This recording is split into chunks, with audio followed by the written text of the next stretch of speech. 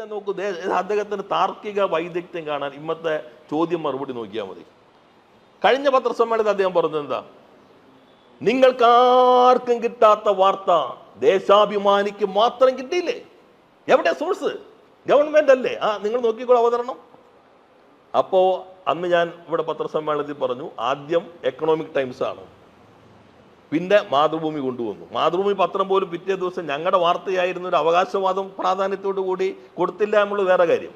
പിറ്റേ ദിവസം പത്രം നോക്കിയാൽ ഞങ്ങളാണ് കൊടുത്തതെന്ന് ഒരു പത്രം പറയില്ലോ, അത് ആ ക്രെഡിറ്റ് നിങ്ങൾ ദേശാഭിമാനിക്ക് കൊടുക്കല്ലേ എന്ന് മാതൃഭൂമിക്ക് പറയാവുന്നതാണ്. പക്ഷെ അവരത് പിറ്റേ ദിവസം പറഞ്ഞില്ല എന്നുള്ളത് വേറൊരു കാര്യം. പക്ഷേ ഇന്ന് അദ്ദേഹം ആ ചോദ്യം വന്നപ്പോൾ ആ വാർത്ത മാറ്റി. ഞാൻ അദ്ദേഹത്തെ പോലെ എല്ലാം പഠിച്ചു പറയുന്ന ഒരാളല്ല. വേണമെങ്കിൽ അദ്ദേഹത്തെ പോലെ നിയമസഭയ്ക്കകത്ത് ഏറ്റവും കൂടുതൽ സബ്മിഷനുകൾ ഉന്നയിച്ചിട്ടുള്ള, ഏറ്റവും കൂടുതൽ ക്രമപ്രശ്നം ഉന്നയിച്ചിട്ടുള്ള, ഏറ്റവും കൂടുതൽ കാര്യങ്ങൾ പഠിച്ച് പ്രശ്നങ്ങൾ അവതരിപ്പിക്കുന്ന അസാധാരണ ശേഷിയുള്ള ഒരാളുമല്ല. ഇതെല്ലാം ഞാനാണ് എന്ന് പറയുന്ന ഒരാൾക്ക് മറ്റൊരാൾ ഒരു പ്രശ്നം ഉന്നയിക്കുമ്പോൾ ആ പ്രശ്നത്തിലേക്ക് കിടക്കാതെ ഈ രൂപത്തിൽ പറയുന്നതാണ് യഥാർത്ഥത്തിൽ മുഖ്യമന്ത്രി ആകണം എന്നാണ് ഞാൻ പറഞ്ഞത്. യഥാർത്ഥത്തിൽ ഇന്ന് അദ്ദേഹത്തിന്റെ പത്രസമ്മേളനം മുഖ്യമന്ത്രി സത്യപ്രതിജ്ഞാ ലംഘനം നടത്തിയിരിക്കുന്നു. ഗവൺമെന്റ് ലീഡർമാരെ നിയമിച്ചിട്ടുള്ളത് ലോയേഴ്സ് കോൺഗ്രസിന്റെ ലിസ്റ്റ് പ്രകാരമാണ് എന്നൊരു മുഖ്യമന്ത്രി പത്രസമ്മേളനം നടത്തി പ്രഖ്യാപിച്ചിരിക്കുന്നു. ആ ലിസ്റ്റ് മാത്രം അടിസ്ഥാനപ്പെടുത്തിയിട്ടല്ല, അത് ഞങ്ങൾ AGയുമായി ചർച്ച ചെയ്തു. എൻ്റെ കയ്യിൽ എൻ്റെ വീഡിയോ ഉണ്ട്, നിങ്ങളുടെ കയ്യിൽ എല്ലാവരും ഉണ്ടോ എന്നുള്ളതുകൊണ്ട് ഞാൻ പ്രത്യേകം എടുത്തു വെച്ചിട്ടുണ്ട്, അത് വേണമെങ്കിൽ കേൾപ്പിക്കാം. അദ്ദേഹം പറയുന്നത് ലോയേഴ്സ് കോൺഗ്രസ് നൽകിയ ലിസ്റ്റാണ്. ആ ലിസ്റ്റിൽ ഈ 2 പേരുണ്ട്. ആ ലിസ്റ്റിൽ നിന്നല്ലാതെ ഞങ്ങൾ വേറെ ആൾ എടുത്തോ എന്ന് ചോദിച്ചാൽ ഞങ്ങൾ AGയുമായിട്ട് ചർച്ച ചെയ്തിട്ടുണ്ട്. അല്ലാതെ ലോയേഴ്സ് കോൺഗ്രസ് നൽകുന്ന അടിയിലല്ല ഞങ്ങൾ ഒപ്പിട്ടത്. അപ്പോൾ തീരുമാനത്തിൻ്റെ അടിസ്ഥാനം ലോയേഴ്സ് കോൺഗ്രസ് നൽകിയിട്ടുള്ള ലിസ്റ്റാണ് എന്ന് ഭരണഘടനാ പ്രകാരം പ്രീതിയോ പ്രത്യേകമായ താല്പര്യമോ ഇല്ലാതെ മുഖ്യമന്ത്രിയായി പ്രവർത്തിക്കുമെന്ന് സത്യപ്രതിജ്ഞ ചെയ്ത് അധികാരമേറ്റ ഒരാൾ മാധ്യമങ്ങളിലൂടെ സമൂഹത്തോട് പരസ്യമായി സമ്മതിച്ചിരിക്കുകയാണ്. 25 ജഡ്ജിമാരുള്ളപ്പോൾ 40 ജഡ്ജിമാരായി. അതിൻ്റെയൊക്കെ അടിസ്ഥാനത്തിൽ ഈ എണ്ണം വർദ്ധിപ്പിക്കണമെന്നുള്ളത് ഇത്രയും വളരെ ബ്ലാക്ക് ആൻഡ് വൈറ്റിൽ ഒരു ഗവൺമെന്റ് ഉത്തരവുള്ളപ്പോൾ ഒരു മുഖ്യമന്ത്രി നടപടിക്രമങ്ങളൊന്നും അവർ പാലിച്ചിട്ടില്ല. ഞങ്ങൾ അങ്ങനെയല്ല എന്ന് എങ്ങനെ അദ്ദേഹത്തിന്റെ പത്രസമ്മേളനം ഓരോന്നും കഴിയുമ്പോൾ ക്രെഡിബിലിറ്റി കുറയല്ലേ? അതല്ലേ ഞങ്ങൾ അദ്ദേഹത്തോടെ സ്നേഹം കൊണ്ടല്ലേ പറയുമ്പോൾ ഇതൊന്ന് വായിച്ചു നോക്കണ്ടേ? എല്ലാം വായിച്ചു പഠിക്കുന്ന ആളല്ലേ. ഇപ്പം സംഭവിച്ചു, ഈ ഉത്തരവ് വന്നിരിക്കുന്നത് 19/6/2025 ഞങ്ങൾ 21 ചുമതല എടുത്തല്ലോ ഞാൻ മന്ത്രിയായിട്ട്. ഏറ്റവും ഈ നടപടിക്രമങ്ങളെല്ലാം പാലിച്ച് അവരാവശ്യപ്പെട്ടതിൽ നിന്ന് ഫിനാൻസിന്റെ അഭിപ്രായം പരിഗണിച്ച് ആദ്യം അത് റിജക്ട് ചെയ്തു. വീണ്ടും ജഡ്ജിമാരുടെ എണ്ണം കൂടി. അപ്പം ഞങ്ങൾ അവരോട് ചോദിച്ചു കേസുകളുടെ എണ്ണം എത്രയുണ്ട്, ഓരോ വക്കീൽ എത്ര കേസ് കൈകാര്യം ചെയ്ത്, ഈ റിപ്പോർട്ട് ആവശ്യപ്പെട്ടു. അതിൻ്റെ അടിസ്ഥാനത്തിൽ വീണ്ടും AG നിയമ സെക്രട്ടറി ചർച്ച നടത്തി, അത് വീണ്ടും ഫിനാൻസിലേക്ക് കൊടുത്തു.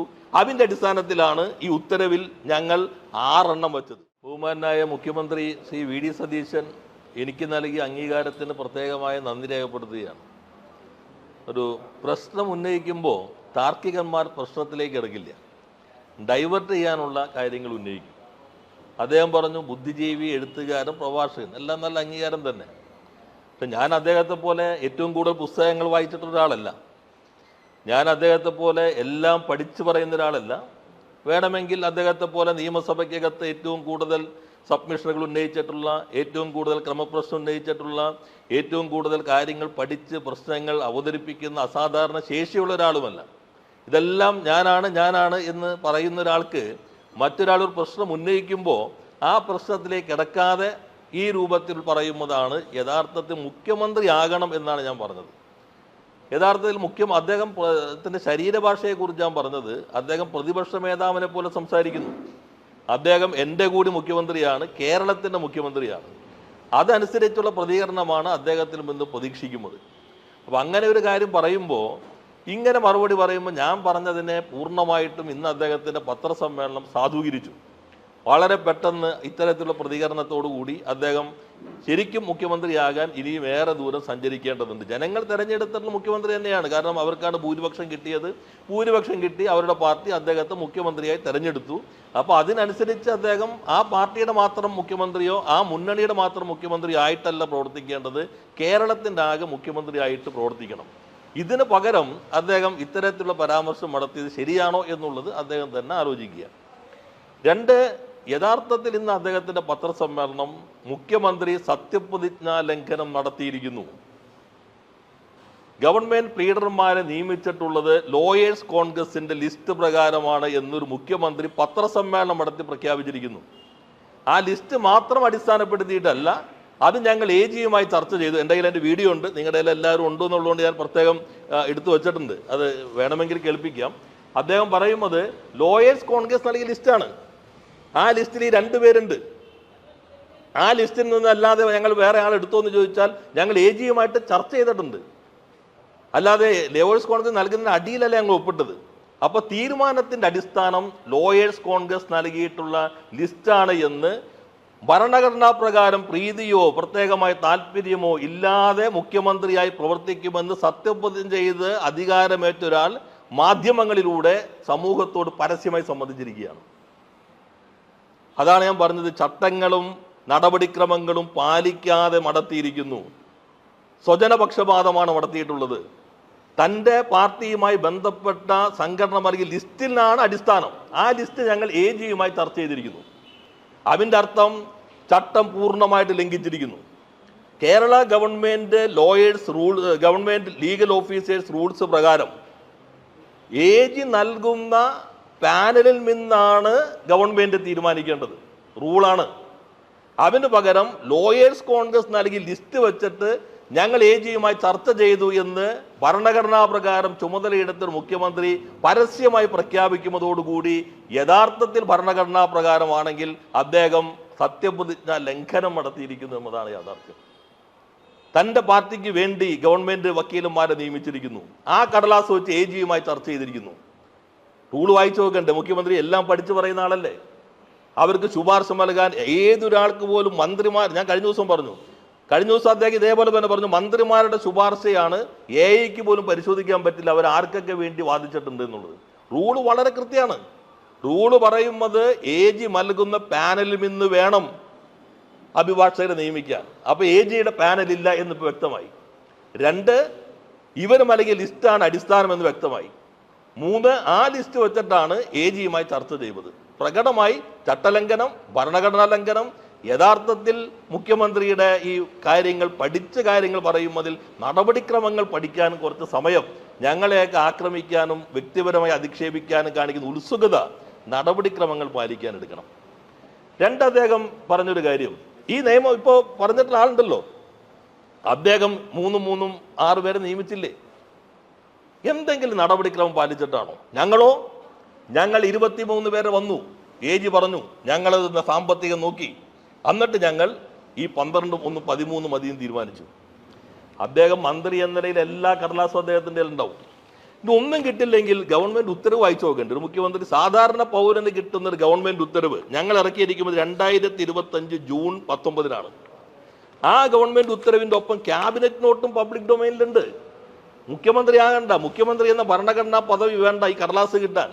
ഏതൊരു മനുഷ്യനും, പൗരൻ പോലും ആകണ്ട, ഇന്റർനെറ്റ് പരതി കഴിഞ്ഞാൽ ഏതൊരു മനുഷ്യനും കിട്ടാവുന്ന ഗവൺമെന്റ് ഉത്തരവാണ്. ആ ഗവൺമെന്റ് ഉത്തരവിൽ കൃത്യമായിട്ട് പറയുന്നുണ്ട് എന്ന് മുതലാണ് ഈ ആവശ്യം വച്ചിരിക്കുന്നത്. 2018 ഞങ്ങളുടെ മുൻപിൽ വന്നു. കഴിഞ്ഞ ഗവൺമെന്റിന്റെ എണ്ണം വർദ്ധിപ്പിക്കണം. 25 ജഡ്ജിമാർ മാത്രമുള്ള സന്ദർഭം, അതിപ്പോൾ ഫങ്ഷണൽ ജഡ്ജിമാർ 40 സ്ട്രെങ്ത് 47 ഇതിൻ്റെ അടിസ്ഥാനത്തിൽ വേണമെന്ന് പറഞ്ഞിട്ട് തുടർച്ചയായി കത്തെഴുതി. ആ കത്തെഴുതിയതെല്ലാം ക്യാബിനറ്റ് നോട്ട് 3053 ഇത് പബ്ലിക് ഡൊമൈനിലുണ്ട്. ഇത് എൻ്റെ കയ്യിലുള്ള രഹസ്യരേഖയല്ല, പബ്ലിക് ഡൊമൈനിൽ ലഭിക്കുന്ന രേഖയാണ്. അതിനകത്തിൻ്റെ ചരിത്രം എല്ലാം പറയുന്നുണ്ട്. 2000 എന്നാണ് പുതിയത് വന്നിട്ടുള്ളത്. 2018 AG കത്ത് നൽകി. ലീഡർമാരുടെ എണ്ണം 9 വീതം എന്ന് വെച്ചാൽ 18 പേരെ പുതുതായി സൃഷ്ടിക്കണം.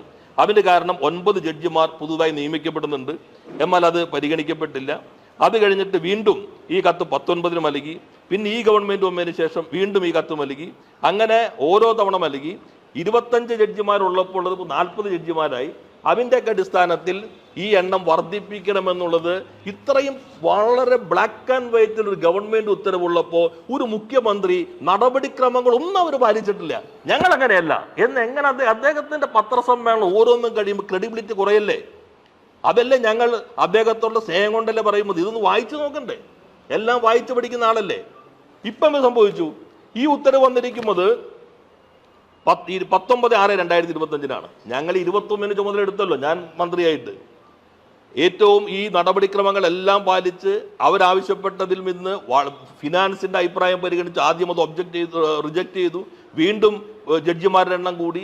അപ്പൊ ഞങ്ങൾ അവരോട് ചോദിച്ചു കേസുകളുടെ എണ്ണം എത്രയുണ്ട്, ഓരോ വക്കീൽ എത്ര കേസ് കൈകാര്യം ചെയ്ത്, ഈ റിപ്പോർട്ട് ആവശ്യപ്പെട്ടു. അതിന്റെ അടിസ്ഥാനത്തിൽ വീണ്ടും AG നിയമ സെക്രട്ടറി ചർച്ച നടത്തി. അത് വീണ്ടും ഫിനാൻസിലേക്ക് കൊടുത്തു.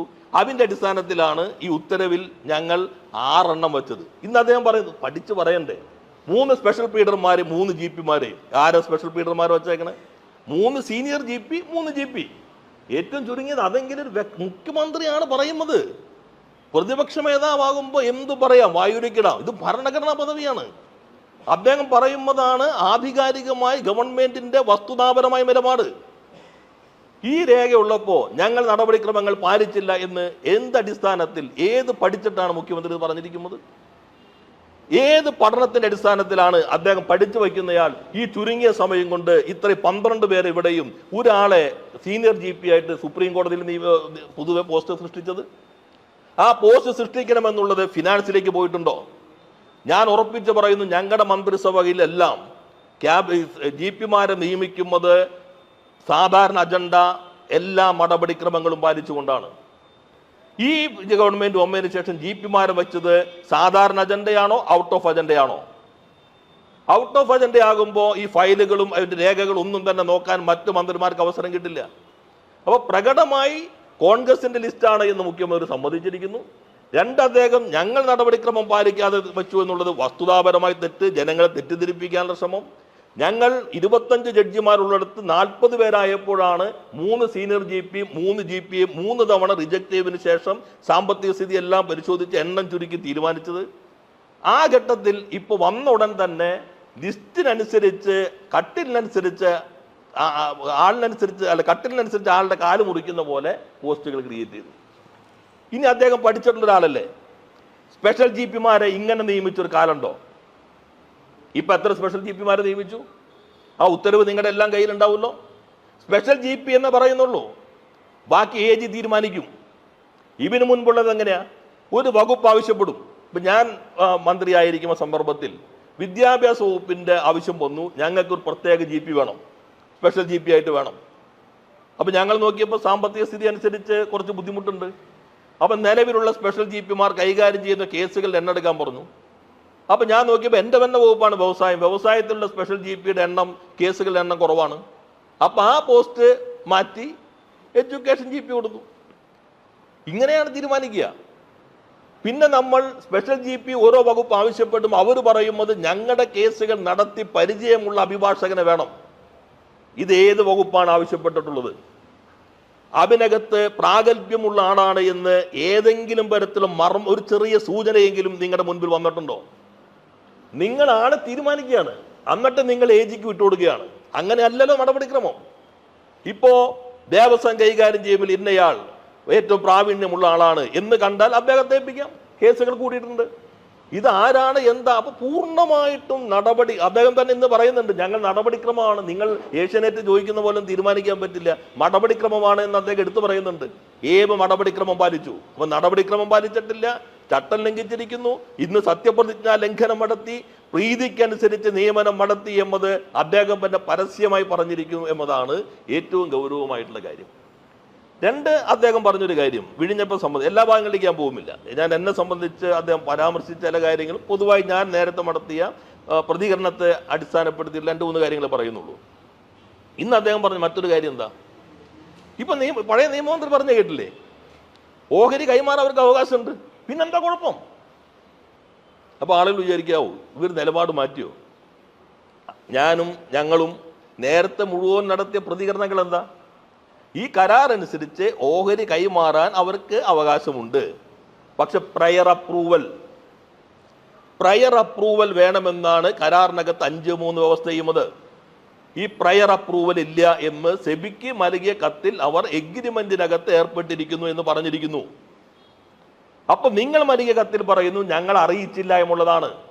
ഇൻഫോർമേഷൻ എന്നല്ല കരാറിനകത്തുള്ളത്, പ്രയർ അപ്രൂവൽ എന്നാണ്. വെറും അപ്രൂവൽ എന്നല്ല, പ്രയർ അപ്രൂവൽ എന്നാണ്. ഞങ്ങൾ പറഞ്ഞല്ലോ, വിഴിഞ്ഞം പോർട്ട്, അദാനി, അതിനെല്ലാം 10 വർഷം ഞങ്ങൾ നടത്തിയ ശ്രമങ്ങൾ, അത് ശക്തിപ്പെടുത്തണം, അതിനകത്തും തർക്കമില്ല. പക്ഷെ പ്രയർ അപ്രൂവൽ അത് ഇല്ല. മറ്റൊരു കാര്യം കൂടി പറഞ്ഞു, 5.9 പ്രകാരം 250 കിലോമീറ്ററിനകത്ത് അദാനി കമ്പനി മറ്റൊരു പോർട്ട് നിക്ഷേപം നടത്താൻ പറ്റില്ല. 250 കിലോമീറ്ററിനകത്ത് പോർട്ടിനകത്ത് പ്രധാനമായും നിക്ഷേപമുള്ള ആളുകൾ വിഴിഞ്ഞത്തും നിക്ഷേപം നടത്താൻ പാടില്ല. ഈ ഭാഗവും നിങ്ങൾ പരിശോധിക്കണം. അന്ന് ഞാൻ പറഞ്ഞു, മുഖ്യമന്ത്രി എന്ന നിലയിൽ അദ്ദേഹം ചെയ്യേണ്ടത് പ്രതിപക്ഷ മേധാവിനെ പോലെയല്ല. ഇന്ന് അദ്ദേഹം പറഞ്ഞു കേരള താല്പര്യം, നേരത്തെ പറഞ്ഞിട്ടുണ്ട്, ഈ വന്ന പ്രശ്നങ്ങൾ ഞങ്ങൾ ചർച്ച ചെയ്യും, വേണമെങ്കിൽ പ്രതിപക്ഷവുമായി ചർച്ച ചെയ്യാം, നമുക്ക് പൊതുവായി ഈ നാടിന്റെ താല്പര്യം സംരക്ഷിക്കാനാണ് നിൽക്കുന്നത്, വിഴിഞ്ഞത്തിന് വലിയ സാധ്യതയുണ്ടെന്നതിൽ നിങ്ങൾക്കും തർക്കമില്ലല്ലോ, ഞങ്ങളോട് പറയാം, ഞങ്ങൾക്കും തർക്കമില്ല, നമുക്ക് ഒന്നിച്ചു കൊണ്ടുപോകാം, ഒന്നിച്ച് നിൽക്കണം. ഇതാണ് സ്റ്റേറ്റ്മാൻഷിപ്പ്, ഇതാണ് മുഖ്യമന്ത്രിയിൽ നിന്ന് നാട് പ്രതീക്ഷിക്കുന്നത്.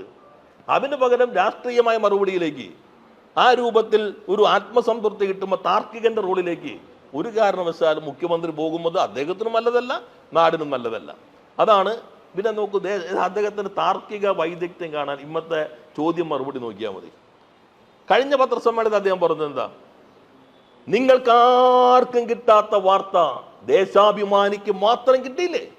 എവിടെ സോഴ്സ്? ഗവൺമെന്റ് അല്ലേ? നിങ്ങൾ നോക്കിക്കോളൂ അവതരണം. അപ്പോ അന്ന് ഞാൻ ഇവിടെ പത്രസമ്മേളനത്തിൽ പറഞ്ഞു, ആദ്യം എക്കണോമിക് ടൈംസ് ആണ്, പിന്നെ മാതൃഭൂമി കൊണ്ടുവന്നു. മാതൃഭൂമി പത്രം പോലും പിറ്റേ ദിവസം ഞങ്ങളുടെ വാർത്തയായിരുന്ന ഒരു അവകാശവാദം പ്രാധാന്യത്തോടു കൂടി കൊടുത്തില്ല എന്നുള്ളത് വേറെ കാര്യം. പിറ്റേ ദിവസം പത്രം നോക്കിയാൽ ഞങ്ങളാണ് കൊടുത്തതെന്ന് ഒരു പത്രം പറയില്ലോ, അത് ആ ക്രെഡിറ്റ് നിങ്ങൾ ദേശാഭിമാനിക്ക് കൊടുക്കല്ലേ എന്ന് മാതൃഭൂമിക്ക് പറയാവുന്നതാണ്. പക്ഷെ അവരത് പിറ്റേ ദിവസം പറഞ്ഞില്ല എന്നുള്ളത് വേറൊരു കാര്യം. പക്ഷേ ഇന്ന് അദ്ദേഹം ആ ചോദ്യം വന്നപ്പോൾ ആ വാർത്ത മാറ്റി. അന്ന് അദ്ദേഹം പറഞ്ഞത് നേരത്തെ ഗവൺമെന്റുമായി കഴിഞ്ഞ ഗവൺമെന്റ് സമയത്ത് തന്നെ ചർച്ചകൾ നടന്നിരിക്കാം, അത് ഗവൺമെന്റിന് അറിയാമായിരുന്നു എന്നതിന്റെ തെളിവെന്താ? ദേശാഭിമാനിയിൽ മാത്രമേ വാർത്ത വന്നുള്ളൂ. 3 തവണ അദ്ദേഹം ചോദിച്ചു, നിങ്ങൾക്കാർക്കെങ്കിലും കിട്ടിയോ? നിങ്ങൾ മറ്റ് മാധ്യമങ്ങൾക്കാർക്കെങ്കിലും കിട്ടിയോ? ദേശാഭിമാനിക്ക് മാത്രമല്ലേ കിട്ടിയത്? ഇതല്ല അദ്ദേഹം പറഞ്ഞത്. അപ്പൊ ഇന്ന് അദ്ദേഹം മുഖ്യമന്ത്രി എന്ന നിലയിൽ എന്ത് പറയണമായിരുന്നു? ഞാൻ അദ്ദേഹത്തെ ഉപദേശിക്കാൻ ആളൊന്നുമല്ല, അദ്ദേഹത്തെ പോലെ ഇത്രയും പ്രഗത്ഭനും പ്രാവീണ്യവും അനുഭവ സമ്പത്തും ഉള്ള ഒരു ആളോട് ഞാൻ ഉപദേശിക്കാൻ ആളല്ല. പക്ഷെ മുഖ്യമന്ത്രി എന്ന അദ്ദേഹം എന്ത് പറയണമായിരുന്നു? അന്ന് ഈ 2 വാർത്തകളും എൻ്റെ ശ്രദ്ധയിൽപ്പെട്ടിരുന്നില്ല. പക്ഷെ മറ്റു കാര്യമൊക്കെ അദ്ദേഹം പറയാം, ദേശാഭിമാനി ഇങ്ങനെ എഴുതിയില്ലേ, അതെല്ലാം അദ്ദേഹത്തിന് ഞങ്ങളോട് വിമർശിക്കാം. പക്ഷെ ഇന്ന് അദ്ദേഹം അത്രയെങ്കിലും സത്യസന്ധത സമൂഹത്തോട് കാണിക്കണ്ടേ? ആ 2 വാർത്തയും, എക്കണോമിക് ടൈംസിലെ വാർത്തയും ഈ വാർത്തയും എൻ്റെ ശ്രദ്ധയിൽപ്പെട്ടിരുന്നില്ല. അതുകൊണ്ടാണ് ഞാൻ അത് പറഞ്ഞത്. പക്ഷെ ഇങ്ങനെയുണ്ട് എന്ന് അദ്ദേഹത്തിന് വാദിക്കാം.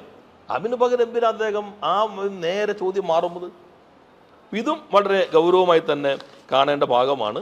പിന്നെ പ്രൊസീജിയർ അദ്ദേഹം പറഞ്ഞല്ലോ, ചികിത്സ, ശരിക്കും അദ്ദേഹം ഉമ്മൻചാണ്ടിയാണോ ഉദ്ദേശിച്ച സംശയമുണ്ട്. കടലാസിൽ എഴുതി ചികിത്സാ സഹായം കൊടുക്കുന്ന ആളുകളുണ്ട്. ഞാൻ അങ്ങനെയല്ല.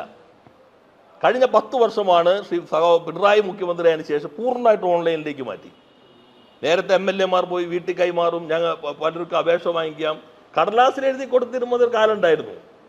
അതിനെ അംഗീകരിക്കുന്നവരുണ്ട്, അതിന് അധിക്ഷേപിക്കാൻ പാടില്ല, ഈ സിസ്റ്റമാറ്റിക് ആയിട്ട് പോകണമെന്ന് പറയാം. അപ്പൊ അത്തരം ഒരു പരാമർശങ്ങൾ നടത്തിയതും ശരിയാണെന്ന് എനിക്ക് തോന്നുന്നില്ല. ഇതാണ് അദ്ദേഹത്തിന്റെ പത്രസമ്മേളനത്തിൽ ഒരു മുഖ്യമന്ത്രിയിൽ നിന്ന് പ്രതീക്ഷിക്കാത്ത ചില പ്രതികരണങ്ങൾ വ്യക്തിപരമായി കൂടി കണ്ടപ്പോൾ നിങ്ങളുമായി പങ്കുവയ്ക്കാൻ ആഗ്രഹിച്ചു.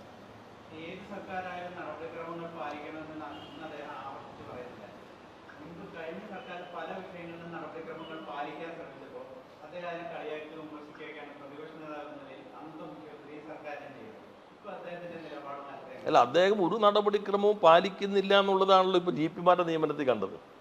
എന്നാൽ വേറെ സന്ദർഭത്തിൽ നടപടിക്രമം പറയുന്നു. കഴിഞ്ഞ തവണ ഇപ്പോൾ നിങ്ങൾ മാധ്യമപ്രവർത്തകർ ചോദിച്ച ഉദ്യോഗസ്ഥനുമായി ബന്ധപ്പെട്ട കാര്യങ്ങളിൽ അന്നത്തെ മുഖ്യമന്ത്രി നടപടിക്രമം പറഞ്ഞപ്പോൾ അവരെവരെ ശക്തമായ നിലപാട് ഉറപ്പിച്ചതാണ്. പിന്നെ ഇപ്പോൾ നോക്കൂ, അവർ ഞങ്ങളെ കണ്ടു, ഇപ്പോൾ ഇവർ കണ്ടതിനെ കുറിച്ച് വിവാദം വന്നല്ലോ. ഞാൻ എന്നോട് ഡൽഹിക്കാർ ചോദിച്ചു, കാണേണ്ട ഒരു മുഖ്യമന്ത്രിയെ കാണാം. പക്ഷെ പ്രശ്നം എന്താണ്? നേരത്തെ കേരളത്തിന്റെ മുഖ്യമന്ത്രി പ്രധാനമന്ത്രിയെ കണ്ടാൽ പോലും അത് അധിക്ഷേപമായിരുന്നു, ഡീലായിരുന്നു. കേരളത്തിന്റെ മുഖ്യമന്ത്രി ആഭ്യന്തരമന്ത്രിയെ കണ്ടാൽ ഡീലായിരുന്നു. കേരളത്തെ സംബന്ധിച്ചൊരു പ്രശ്നം ചർച്ച ചെയ്യാൻ ആരെങ്കിലും MP പോയാൽ പാലമായിരുന്നു. ഇപ്പോൾ നിങ്ങൾ അങ്ങനെയുള്ള ഔദ്യോഗിക പദവികൾ ഇല്ലാതെ വരുന്നവരെ കാണേണ്ടി വരും.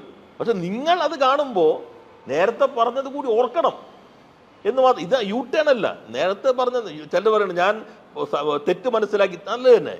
പക്ഷേ ജനങ്ങളെ തെറ്റിദ്ധരിപ്പിക്കാൻ വേണ്ടി, വോട്ട് കിട്ടാൻ, അധികാരം കിട്ടാൻ വേണ്ടി എടുത്ത നിലപാടുകളിൽ നിന്ന് മലക്കം മറയുകയാണ്. അത് ഒരു തെറ്റ് പറ്റി തിരുത്തലല്ല. ഇപ്പം ഞാൻ കഴിഞ്ഞു ബജറ്റിൽ പറഞ്ഞു, ബജറ്റിൽ അദ്ദേഹം പറഞ്ഞു നിക്ഷേപം ആകർഷിക്കാൻ വേണ്ടി ഒരു അഡ്വൈസറി കൗൺസിൽ കൊണ്ടുവരികയാണ്, മുഖ്യമന്ത്രി ചെയർമാൻ, വ്യവസായ മന്ത്രി ഉപാധ്യക്ഷൻ. അപ്പൊ ഞാൻ പത്രക്കാരോട് പറഞ്ഞു, ഒരു നിയമം അദ്ദേഹം 10 വർഷം മേധാവായിരുന്നപ്പോൾ നിയമസഭ പാസാക്കി.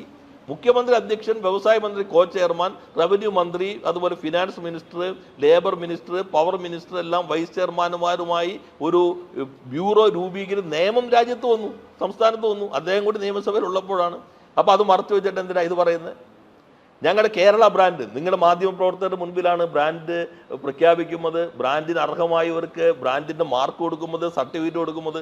അപ്പോൾ അദ്ദേഹം വളരെ വിശദമായി പറയാണ്, ചരിത്രത്തിലാദ്യമായി ഇതാ ബ്രാൻഡിങ് കേരള, പുതിയൊരു കോൺസെപ്റ്റ്. ശരിയാണ്, മാറ്റിയിട്ടു, കേരള ബ്രാൻഡ് ബ്രാൻഡിങ് കേരളയാക്കി. നമ്മൾ വസ്തുതയായിട്ട് കാണണം. അതാണ് നമ്മുടെ ഒരു ചുമതല. ആ കാര്യം മാത്രമേ പറഞ്ഞുള്ളൂ. അല്ലാണ്ട് അദ്ദേഹത്തിൻ്റെ ശരീരഭാഷയുടെ പ്രശ്നം എന്ന് പറഞ്ഞാൽ നമ്മൾ ഓരോരുത്തരും ചുമതലയിലേക്ക് എത്തുമ്പോൾ അതിലേക്ക് ഉയരാൻ ശ്രമിക്കണമെന്ന ഒരു വ്യക്തിയുടെ അഭിപ്രായമാണ് ഞാൻ പ്രകടിപ്പിച്ചത്. അപ്പോൾ അതായത് ഇതിപ്പോൾ എങ്ങനെയാണ് അത് പ്രതികരിച്ചതെന്നുള്ളത് നിങ്ങൾ കണ്ടല്ലോ.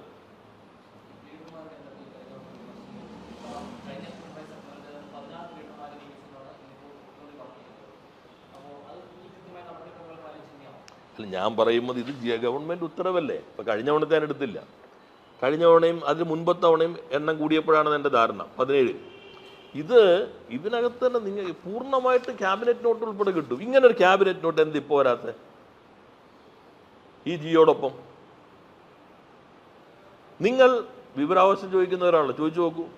സാധാരണ അജണ്ടയാണോ അതോ ഔട്ട് ഓഫ് അജണ്ടയാണോ? ഔട്ട് ഓഫ് അജണ്ടയാണെങ്കിൽ ഇത് സർക്കുലേറ്റ് ചെയ്യില്ല, ക്യാബിനറ്റിൽ അപ്പം തന്നെ വയ്ക്കുകയാണ് ചെയ്യുന്നത്. ഇതിൽ തന്നെ അദ്ദേഹം പറഞ്ഞല്ലോ എ ജിയുടെ ശുപാർശയില്ല. കഴിഞ്ഞവണയും പറഞ്ഞു മന്ത്രിമാരെ ശുപാർശ, ഇപ്പോൾ പറഞ്ഞു ലോയേഴ്സ് കോൺഗ്രസിന്റെ ശുപാർശ എ ജിയുമായി ചർച്ച ചെയ്തു. നിങ്ങൾ Kerala government legal office law officers rule നോക്കിക്കോളൂ. പാനൽ കൊടുക്കണം. പാനൽ കൊടുക്കണേ സ്പെഷ്യൽ പ്ലീഡർമാരുടെ പാനൽ എങ്ങനെ എ ജി കൊടുക്കും? സ്പെഷ്യൽ പ്ലീഡർമാരുടെ പാനൽ എ ജി കൊടുക്കണമെങ്കിൽ ഇപ്പോൾ ഉള്ളതിനേക്കാളും കൂടുതലായിട്ട് ആദ്യം ഈ എണ്ണം വർദ്ധിപ്പിക്കണമെന്ന് ശുപാർശ വരണം. ആ ശുപാർശ ധനകാര്യ വകുപ്പിലേക്ക് പോകണം. ധനകാര്യ വകുപ്പ് കണ്ട് ധനകാര്യ മന്ത്രിയുടെ അംഗീകാരത്തോടു കൂടി അംഗീകരിച്ച് നിയമവകുപ്പിന് കൊടുക്കണം. നിയമവകുപ്പ് ആ പോസ്റ്റ് അംഗീകരിച്ച് മന്ത്രിസഭയിൽ വന്ന് അംഗീകരിച്ചാലാണ് പിന്നെ എ ജിയുടെ ശുപാർശ വാങ്ങിക്കാൻ പറ്റുള്ളൂ. ഞാൻ നേരത്തെ നിങ്ങളോട് പറഞ്ഞു, ഒരു മന്ത്രി, ഇപ്പോൾ മുഖ്യമന്ത്രി എന്ന നിലയിൽ അദ്ദേഹം education, higher education, labour, health, power, excise, corporation, home, ഏത് വകുപ്പെടുത്താലും എത്ര വകുപ്പെടുത്താലും പ്രശ്നമില്ല. ഈ 3 വകുപ്പുകൾ വരുമ്പോൾ ഇത് ധനകാര്യം നോക്കണം, നിയമം നോക്കണം, മുഖ്യമന്ത്രി ഒരാൾ തന്നെയാണ്.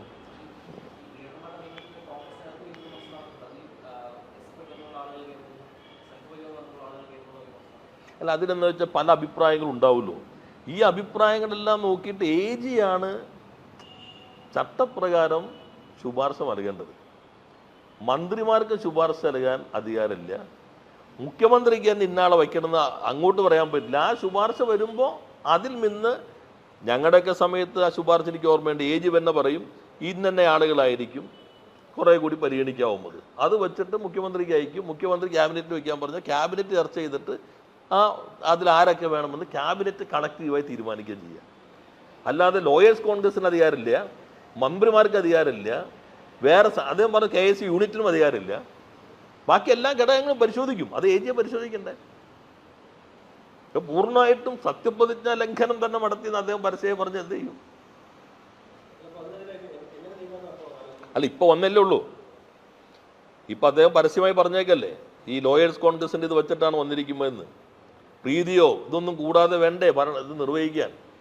പേരുകളൊക്കെ വരും, അതൊക്കെ പലതരത്തിൽ വരാം, ചർച്ചകളൊക്കെ ചെയ്യാം. പക്ഷെ അതിന് അതിൻ്റെതായ നടപടിക്രമങ്ങൾ പൂർണ്ണമായിട്ടും പാലിക്കണ്ടേ?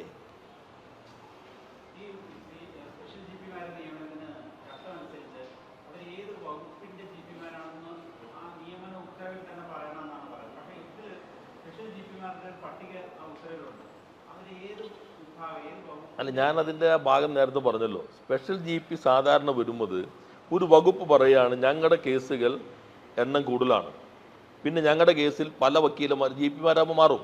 ഇപ്പം ഇന്ന് വരുന്ന ആളാകണമെന്നില്ല, അടുത്ത ദിവസം വരുന്നത് അങ്ങോട്ടും ഇങ്ങോട്ടും മാറിയെന്ന് വരാം. ഒരേ GP ഈ വിഷയത്തിൽ പ്രാവീണ്യമുള്ള ആൾ തന്നെയാണ് വരേണ്ടത് എന്ന അഭിപ്രായം ഉണ്ടെങ്കിൽ അവർ ഗവൺമെൻറ് ശ്രദ്ധയിൽപ്പെടുത്തും. ഗവൺമെൻറ് AG ക്ക് അയക്കും. AG അപ്പോൾ അവരുടെ അഭിപ്രായം അറിയിക്കും. അതിൻ്റെ അടിസ്ഥാനത്തിൽ പോസ്റ്റ് ക്രിയേറ്റ് ചെയ്യണമെങ്കിൽ പോസ്റ്റ് ക്രിയേറ്റ് ചെയ്യും. ഞാൻ ഞങ്ങളുടെ കാലത്തെ അനുഭവം പറഞ്ഞല്ലോ. എഡ്യൂക്കേഷൻ വേണമെന്നോ ഞാൻ പറഞ്ഞു ഇൻഡസ്ട്രിയിൽ നിന്ന് എടുത്തോ, വെറുതെ ചിലവ് കൂട്ടണ്ട. ഇൻഡസ്ട്രിയുടെ ലീഡറുടെ പോസ്റ്റ് സ്പെഷ്യൽ ഫീഡർ ഇൻഡസ്ട്രിയും ഉള്ളത് സ്പെഷ്യൽ ഫീഡർ എഡ്യൂക്കേഷനാക്കി മാറ്റി, ജനറൽ എഡ്യൂക്കേഷനാക്കി.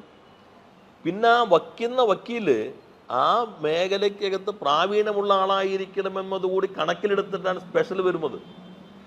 ഈ സ്പെഷ്യൽ ഫീഡർ എന്ന് പറഞ്ഞാൽ 60 വയസ്സ് കഴിഞ്ഞാലും തുടരാം. അപ്പോൾ ഇവർക്ക് ഇപ്പോൾ 60 വയസ്സ് കഴിഞ്ഞ ആളുകളെ നിയമിക്കണം, അല്ലെങ്കിൽ കുറച്ചുകൂടി സീനിയറായ ആളുകളെ കൂടി ഉൾപ്പെടുത്താൻ വേണ്ടിയുള്ളൊരു ശ്രമം ഇതിനകത്ത് വന്നു. ഞങ്ങളുടെ മുൻപിലും റിട്ടയർ ചെയ്യുമ്പോൾ വരാറുണ്ട്.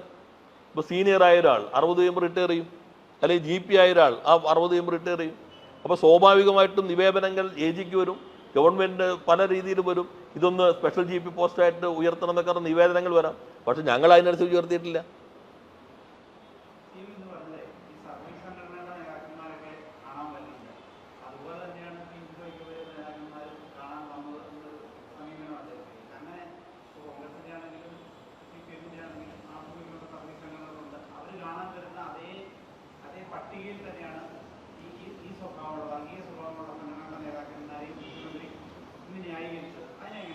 അല്ല, അതിലൊരു കാര്യം ഞാൻ പറഞ്ഞു. ഇപ്പോൾ മുഖ്യമന്ത്രി എന്ന നിലയിലും മന്ത്രി എന്ന നിലയിലും ഏതെങ്കിലും നിയമാനുസൃതമായിട്ടുള്ള സംഘടനകൾ, അതുമായിട്ടുള്ള വ്യക്തികൾ, പരാതിക്കാർ എല്ലാവരും കേൾക്കേണ്ടി വരും. അത് വന്നാൽ കാണാനും തെറ്റില്ല. പക്ഷേ നിങ്ങളുടെ സമീപനം എന്തായിരുന്നു? മുഖ്യമന്ത്രി പ്രധാനമന്ത്രി ഔദ്യോഗികമായി കണ്ടാൽ പോലും ഡീലാണ് എന്ന് പറഞ്ഞ ആളുകൾ പരവതാനി വിളിച്ച് സ്വീകരിക്കുന്നു. എന്നാൽ മറുവശത്ത് ഇപ്പോൾ NSSന്റെ ജനറൽ സെക്രട്ടറി പറഞ്ഞു അദ്ദേഹത്തിന് അപ്പോയിൻമെൻറ്റ് കിട്ടിയിട്ടില്ല, KPCC സെക്രട്ടറി പോയിട്ട് കിട്ടിയിട്ടില്ല എന്ന് മാധ്യമങ്ങൾ പറയുന്നു. എന്നാൽ ഇവർക്ക് മാത്രം കിട്ടുകയും ചെയ്യുന്നു. അവരെ കാണുന്നതിലൊന്നും മുഖ്യമന്ത്രി എന്ന നിലയിൽ, മന്ത്രി എന്ന നിലയിൽ എൻ്റെ അടുത്തേക്ക് ഒരു വ്യക്തി വരുന്നു, അല്ലെങ്കിൽ ഒരു സംഘടന വരുന്നു, അവരെല്ലാം നമ്മൾ കാണേണ്ടി വരും. നമ്മൾ ആ സമയത്ത് അപ്പോയിൻമെൻറ്റ് കൊടുത്തും കാണേണ്ടി വരും, അല്ലാതെ നിവേദനമായി വന്നാലും കാണേണ്ടി വരും. പക്ഷെ ഇതുവരെ ഇതിനെയാണ് മറക്കം മറിച്ചിലെന്ന് പറയുന്നത്. നേരത്തെ മുഖ്യമന്ത്രി ആയിരുന്നയാൾ പ്രധാനമന്ത്രി കണ്ടാലും, മുഖ്യമന്ത്രി ആയിരുന്നയാൾ ആഭ്യന്തരമന്ത്രി കണ്ടാലും ഡീൽ ഡീൽ ഡീൽ എന്ന് പറഞ്ഞ ആളുകൾ പരവതാനി വിളിച്ച് സ്വീകരിക്കുമ്പോൾ തെറ്റ് തിരുത്തലാണെങ്കിൽ കൊള്ളാം, അത്രേ ഉള്ളൂ.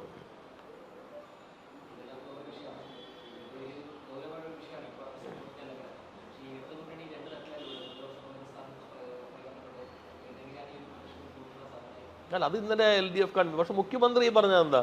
നിങ്ങൾ ചോദിക്കുകയാണ് KPCC പ്രസിഡന്റ് എന്താവും. അപ്പോൾ അവർ പ്രതിപക്ഷ ഉപനേതാവിനെ തീരുമാനിക്കട്ടെ. അതൊന്നും മുഖ്യമന്ത്രി പറയേണ്ട കാര്യമാണോ? തർക്കങ്ങൾ എല്ലായിടത്തും. അപ്പം ഞങ്ങൾക്കിടയിൽ തർക്കമുണ്ട്, നിങ്ങൾ അപ്പോൾ അവർക്കിടയിൽ തർക്കമാണോ? അതാണോ ഉദ്ദേശിക്കുന്നത്? ആളെ കണ്ടെത്താൻ പറ്റിയിട്ടില്ല, അവരല്ലേ എളുപ്പത്തിൽ കണ്ടെത്തേണ്ടത്.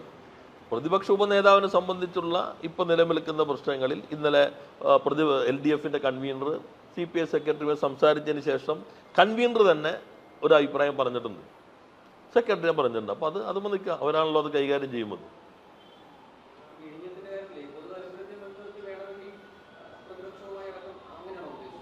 അല്ല, ഇന്ന് അദ്ദേഹം പറഞ്ഞത്, ഇപ്പം മുൻ നിയമമന്ത്രി പറഞ്ഞല്ലോ ഓഹരി വിൽക്കാൻ കുഴപ്പമില്ല എന്ന്. ഇപ്പം നിലപാട് മാറിയിട്ടുണ്ടോ? നിങ്ങളുടെ കയ്യിൽ എല്ലാവരും ഞങ്ങളുടെ പത്രസമ്മേളനത്തിൻ്റെ ഫയലുകൾ ഉണ്ടാവുമല്ലോ. കാരണം കരാറ് പ്രകാരം ഓഹരി വിൽക്കാം, എന്നാൽ നിശ്ചിത ശതമാനത്തിന് മുകളിലേക്ക് പോകുമ്പോൾ പ്രയർ അപ്രൂവൽ വേണം. പ്രയർ അപ്രൂവൽ 2 ഘടകങ്ങളുണ്ട്. അത് ആ കരാറിൽ തന്നെ പറയുന്നുണ്ട്. ഒന്ന് നാഷണൽ സെക്യൂരിറ്റി, 2 പബ്ലിക് ഇൻട്രസ്റ്റ്. ആ പബ്ലിക് ഇൻട്രസ്റ്റ് എങ്ങനെ സംരക്ഷിക്കപ്പെടും? അപ്പോൾ അതിൽ 5-9 നിൽക്കുമോ? 5-9 പറയുന്നത് 250 കിലോമീറ്ററിനുള്ളിലുള്ള ഇവരും നിക്ഷേപം നടത്താൻ പാടില്ല എന്നുള്ളതും, അവിടെ നിക്ഷേപമുള്ളവർ ഇവിടെ നിക്ഷേപം നടത്താൻ പാടില്ല എന്നുള്ളത് ഇതിനെങ്ങനെ ബാധിക്കും? ഈ വശങ്ങളെല്ലാം ചർച്ച ചെയ്തിട്ട് പ്രയർ അപ്രൂവൽ ഇല്ലാതെ എങ്ങനെ ഇവർ എഗ്രിമെന്റിലേക്ക് പോയി? ഇത് ഗൗരവമായ പ്രശ്നമാണല്ലോ. ഇപ്പം ഈ പത്രങ്ങൾ കൊണ്ടുവന്നില്ലായിരുന്നെങ്കിൽ അപ്രൂവ് അങ്ങ് പോവല്ലേ ചെയ്യുന്നത്. അപ്പോൾ ഇതാണ് ഞങ്ങൾ നേരത്തെ എടുക്കുന്ന നിലപാട്. ഇത് ചർച്ച ചെയ്യാതെ പ്രയർ അപ്രൂവൽ ഇല്ലാതെ പോയത് അത് സീരിയസ് ആയിട്ട് ഗവൺമെന്റ് കാണണം. പക്ഷെ ഗവൺമെന്റ് എന്ത് ചെയ്തു? ഞങ്ങൾ അറിയിച്ചില്ല എന്നാണ് കത്ത് കൊടുത്തത്. അറിയിക്കാമുള്ളതല്ല, അപ്രൂവലും അല്ല, പ്രയർ അപ്രൂവലാണ്. അപ്പോൾ അത് പൂർണ്ണമായിട്ട് പാലിച്ചിട്ടില്ല. വിഴിഞ്ഞത്തിൻ്റെ പൊട്ടൻഷ്യൽ ഉപയോഗിക്കണമെന്ന കാര്യത്തിൽ ആർക്കും തർക്കമില്ല. കഴിഞ്ഞ ഗവൺമെൻറ്റും അതിന് മുമ്പത്തെ ഗവൺമെൻറ്റുമാണ് അത് നടപ്പിലാക്കാൻ വലിയ രൂപത്തിൽ ശ്രമം നടത്തിയിട്ടുള്ളത്. അതിൻ്റെ ഭാഗമായിട്ടാണ് ഇപ്പോൾ വിഴിഞ്ഞം യാഥാർത്ഥ്യമായി അവസാന ഘട്ടത്തിലേക്ക് വരുന്നു. അത് ഇനിയും ശക്തിപ്പെടുത്താൻ നമുക്ക് എങ്ങനെ കഴിയും? അതെല്ലാം കൂട്ടായി തന്നെ ചർച്ച ചെയ്ത് പോകണമല്ലോ.